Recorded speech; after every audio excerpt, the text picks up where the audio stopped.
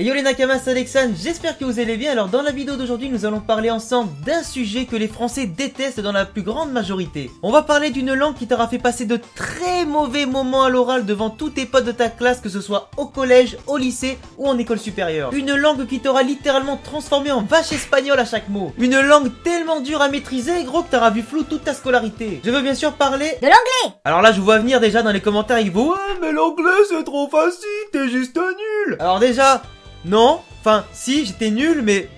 c'est bon, wesh. Ah, c'était pas facile aussi, oh. Arrête de me juger comme ça, Narvalo, là, c'est pas bien. Alors si on compte toutes mes années d'études depuis la 6ème, ça fait donc 12 à 13 ans que je fais de l'anglais à l'école. J'ai même fait une fac de langue, donc LEA avec un parcours anglais-espagnol pour ceux qui connaissent. Mais entre nous, ça m'a toujours pas appris à parler anglais. Autant en espagnol, je gère carrément parce que du coup, mon père est espagnol et la moitié de ma famille l'est aussi. Du coup, forcément, je sais parler espagnol aussi. Mais pour ce qui est de l'anglais, je vous laisse juger par vous-même. There is a cat on the wall. Que Shakespeare me pardonne. Amen, oh, amen, oh.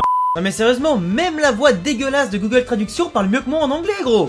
C'est dire la difficulté. There is a cat on the wall. Et je peux te dire, gros, que ma licence de langue, elle m'a limite fait régresser. J'étais le cas désespéré de toute la fac à ce moment-là. Fallait pas se mettre avec moi en anglais, hein. Après, c'est vrai que j'ai jamais fait l'effort d'apprendre l'anglais parce que c'est pas une langue qui m'a forcément intéressé vu que je m'en battais littéralement les couilles, gros. Parce qu'entre nous, la seule chose qui m'intéresserait à la limite de voir quand j'irai en Angleterre, ce serait soit les stades de foot, soit les studios Harry Potter.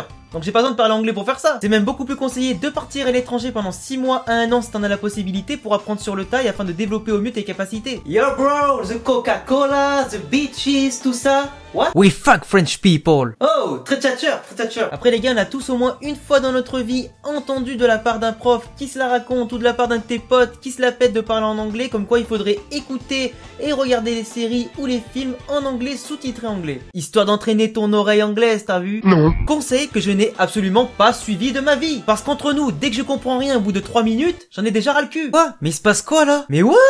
Ça fait une demi-heure je regarde la série, je comprends pas, gros. Mettez les sous-titres en français, con. Après, si t'es un habitué de ma chaîne, tu me connais déjà un petit peu et tu sais que je ne regarde que des mangas et des animés et absolument aucune série ou truc en anglais. Et entre nous, des animés de mangas doublés en anglais, c'est absolument dégueulasse.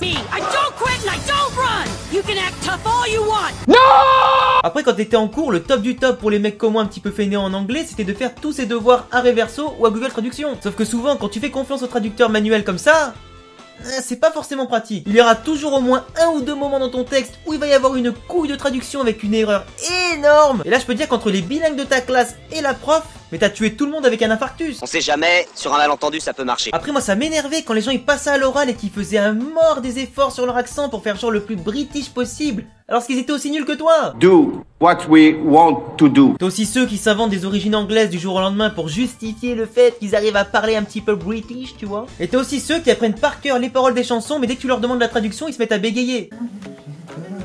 Oh gros, qu'est-ce que tu fais? En plus, tu sais même pas ce que ça veut dire les paroles. On s'en bat les couilles des paroles. Ouais, grave, j'avoue. Ouais. Après mon gars, je sais pas pour toi, mais moi personnellement, dans les oraux en général, j'ai aucun stress et aucune pression.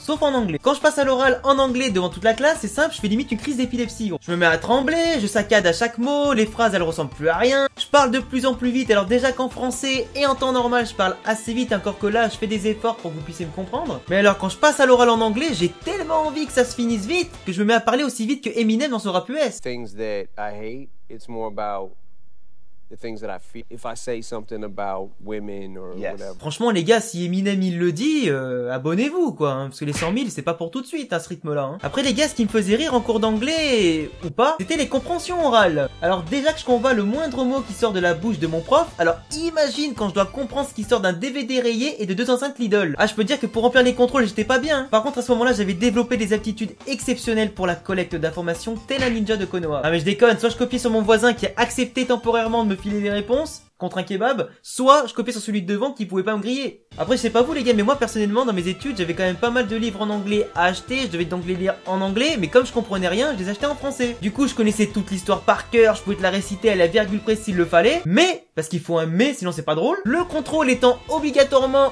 en anglais du début à la fin, même pour les consignes ou pour les questions à choix multiples, et bah du coup ça changeait pas ma situation, je pouvais pas comprendre les questions, donc pas comprendre les réponses non plus. Par contre c'est clair que je pourrais ni aller en Angleterre ni au States et encore moins y survivre plus de 5 minutes. Ça c'est sûr. Et voilà les gars, c'était tout pour cette vidéo sur l'anglais. Partagez-moi vos anecdotes à vous par rapport à cette langue magnifique dans les commentaires, ça me fera super plaisir d'avoir vos anecdotes à vous. Si t'as aimé la vidéo, je te laisse mettre un gros pouce bleu pour me soutenir, ça fera super plaisir. Et bien sûr, t'abonner et partager à tous tes collègues. Tu peux me rejoindre sur Facebook, Twitter, Snapchat et Discord, à tous les liens dans la description. Et à bientôt pour une prochaine vidéo. Ciao les gars!